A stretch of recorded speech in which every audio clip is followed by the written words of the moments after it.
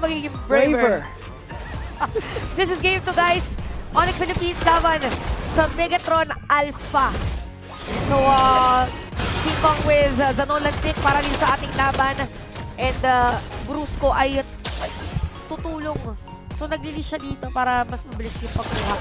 Ang natatakot ako dito para sa Megatron Alpha, pag hindi nila tumatawid, kahit sa mid-game pa lamang, malaki na kalamangan ng Onyx Philippines. Mahihirapan sila at mahihirapan mapabot sa late game, mapabot yung power spike ni Moreno tsaka ni Eman. Kasi so far, sobrang agresibo na pwede natin makita sa Onyx Philippines ngayon. Oo, and speaking of, ay sumasagot din ang bigat ng Alpha. Makita natin more on cooldown reduction ang gustong gagawin dito ni Brusco. At naka-concussive blast din, so expect talaga na magiging aggressive si Onyx Philippines. Grabe rin mga pokes ni King Kong sa mid. Ayun o, tinagyan naman yung pwesto. Parang nagkakasamahan na talaga agad. Grabe, brawl na brawl nga talaga yung kinasanayan ng Onyx Philippines. Ngayon, takbo sila kagad rumorotate. Hindi nga nila alam kung saan nagtatago si Kirk. Ayun na nga yung bato. On to Luke, pero sumasagot din naman si Super Ken with the first blood on to King Kong. Bumawi din naman itong si Kirk. Napitas doon si Light, pero mas favorable yun para sa Megatron Alpha. Oo, kasi si King Kong yung napatay nila eh.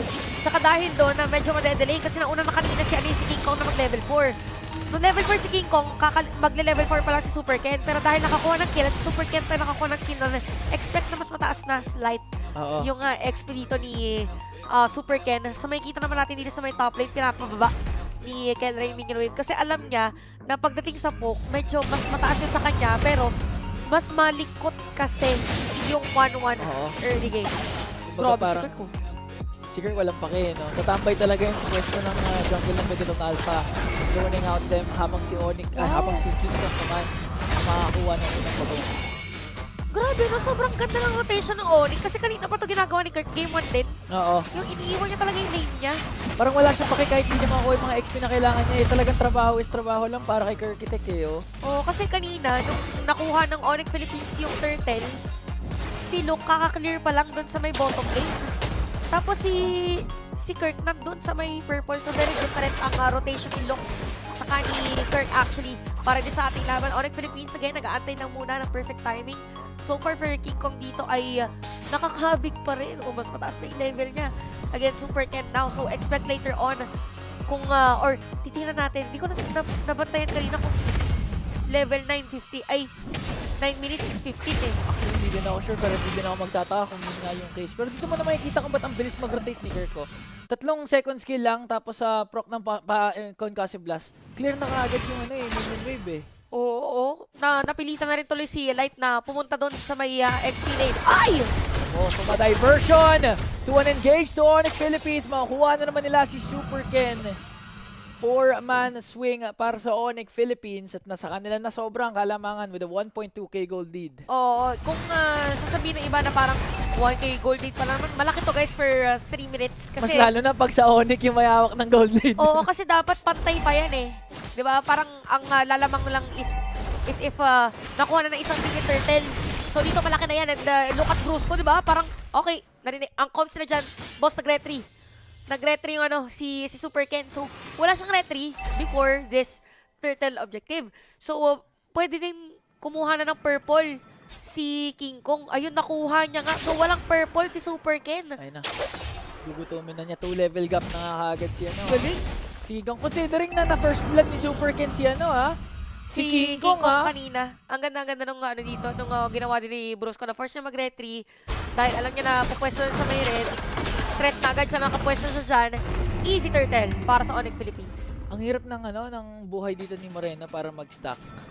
Kasi meron ka ng Brusco na naka-jawhead, may Kirk ka pa na nakatambay sa jungle ng Onyx Philippines. At kung hindi ka nag-ingat, tas nasa bush si King Kong, isang combo lang tunaw ka na kaagad, magsisilid ka eh. O, mapapaisip ka na lang din talaga. So, kung ikaw dito bigat na alpha at gano'n kalaking kalamangan, kailangan mag-ingat! Ayun no? Maski si Luke, pinombo lang doon ni Kirk tsaka ni King Kong, pitas na kaagad. Paano pa kaya si Moreno, di ba? Op! Okay. Umulti doon si Light, pati na rin na crossbow tank coming in from Eman. Kaso ang problema, Waipek kila Super Ken. Mawala din naman si Brusco. Super Ken dito na para kumuha ng crab coin. Pero Onyx Philippines pa rin. Parang unbothered pa rin. Parang Waipek kung kahit sumusugod na yung Bigatron Alpha. Oh, ayun na naman si Kirk. si Kirk na talagang napunta na sa ibang pwesto at meron pang TTP. Okay, tumipin na kasi Super Prince dito with diversion lane. Hindi nalalam kung saan napunta si Kelra versus si Kirk. Si Tugo nag-front, forcing Luke to retreat. Onyx, yun yung difference ng Super Prince Luyi versus Moreno Luyi. Mas active yung diversion ni Onyx Ni Super Prince nagagamit niya na pangbiglaan. Uy, napitikan pa si Eman doon. Pero wait lang, si Luke para naka-ready yata anytime sino sisipain niya. Pero maagang nakaalis si Super Prince. So, habang nangyayari yun guys, lumalaki na ang kalamangan ng Onyx Philippines at makakasira pa nga ng tore si Kelra doon sa itaas dahil na yun sa pagtambay ni Kirk tsaka ni Super Prince. Alam mo yung pwesto ni Kirk? Parang siya na talaga yung post 5. Nakakalito, no? Oo. Di mo din sigurado eh. Kung sino ba talaga yung room kay Brusco tsaka kay Kirk kasi pareho silang active sa mapa. Diversion doon para sa baba Okay, walang tao. Okay. Ano lang sila? Magtatago lang sila dyan kung sino unang sisilip. Okay. Chinek lang. Kasi nakapwesto naman si Kirk sa may turtle eh. Pero, ibibigay ba ng Onyx yung turtle? Hindi. Makakahabol si King Kong. Ang ganda ng ginawa ng Onyx Philippines doon. Doon mo makikita yung macro presence nila eh, no? Countdown yung turtle, 10 seconds. Pumunta sila sa opposite lane kasi nag-diversion sila doon kasi alam nilang lugi yung pick of Alpha baka hindi ko contest. So, tatry sila kumuha ng pick-off ngayon at parang si Luke nga yung magiging pick-off ng Onyx. Tapos si Kirk dumedire-diretso pa para isunat mga players. So, habang nangyari nakasira ng Torre, may TP na naman. Saan naman sila pupunta? Doon sa baba pero wala ata silang mahuhuli. Teka lang. Grabe. Keller pumasok na. Tinulak si Eman. Grabe, pag si Super Prince may hawak na Luyi, parang laging exclamation point yung reaction ko. Grabe yun, men. Isipin mo pag meron lang nahuli ng onti sa Bigaton Alpha, mapapasigaw ka talaga. At saka isipin mo, nung tumitipi siya, hindi pa nga kompleto yung buhay niya rin eh. Parang halos wala siyang buhay nun, di ba? Ay! Okay. Okay. Ayan! Ganda na pag-cancel doon ni Keller ng Spear of Mist sa linya. So ngayon, Brusco may nabato. Tutumba si Eman. Isunod mo na si Luke. King Kong hindi pa rin tapos, nag-gauge pa forward. Ang ganda ng stun ni Kirk doon. Sumama pa ang Spear of Destruction coming in from Kella para patumbahin si Super Ken. Tatlong nawala sa Bigaton Alpha. Super Prince hindi pa nga tapos. Tinitipian dito si Moreno. Tinipihan ni Super Prince si Kanina Moreno. Ay, okay. Bawal maglakad yung Ayaw maglakad ng Why Onyx Philippines. Why walk kahit walang chip dahil kay Super Prince? Parang dapat, feeling ko pag why-walk yung ulti ng Luyi ni Super Prince eh. Wala ka why-walk yung ganyan kasi talagang teleport. But anyway, Blood Wings, meron sipa, pero meron Purify si Kenra! Grabe! Kahit si Keller mismo ang kunat! Hindi na burst down ng Bigaton Alpha yung nasipa ni Light doon. Laki ng lamang din kasi, so expect natin na medyo kulang pa talaga yung damage dito ng Bigatron Alpha. So, ang hirap nito kasi even Brusco naka-ready anytime sa pag-i-check. Oh, wait lang, sa likod! Highlight na kasi ito. Play. Kelra, mapipitas niya doon. Walang Purify itong si World Standard. Kaya naman, Bigaton Alpha with a favorable shutdown. Kapalit naman ang buhay ni Luke. Solid din yung comms nila doon, ni Light tsaka ni Eman. Tsaka, kasi alam nila na na walang Purify. Ginamit ni Kendra kanina sa may top lane para makapag-dash out. Oo. So, 8-3 score natin. So far lamang pa rin naman dito ang Onyx Philippines. Merong next na objective. Ang ganda lagi ng minion flow ng Onyx Philippines. Bigaton Alpha naman as long as they give space or enough space for Eman, kaya-kaya nila yan. Parang hindi na bumababa yung minions ng Bigaton Alpha. Oo. Parati na lang nandun malapit sa inhibitor turret nila. First Lord, nag-spawn na nga. Level 15 na.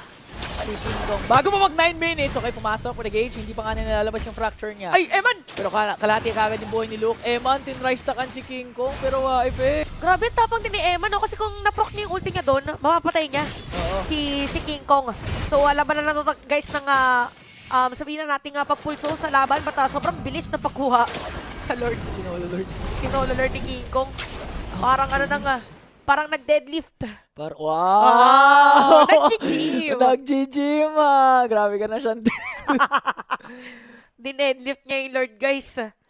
Na i-workout niya yung muscles niya doon. But looking at the items, even si Kirk pala dito ay may Blade of Heptasis, Thunderbird Blade of Heptasis. Imagine yung damage na nag-deal niya. Kaya naman, 3-0 to ang kanyang KDA. So, Lord March in dito sa may bottom lane. Yung position ni Brusco, parang pangbiglaan niya. Grabe si Super Prince. Ay! Doon sa baba, teka lang. Parang nahuli nga ata si Eman bigla.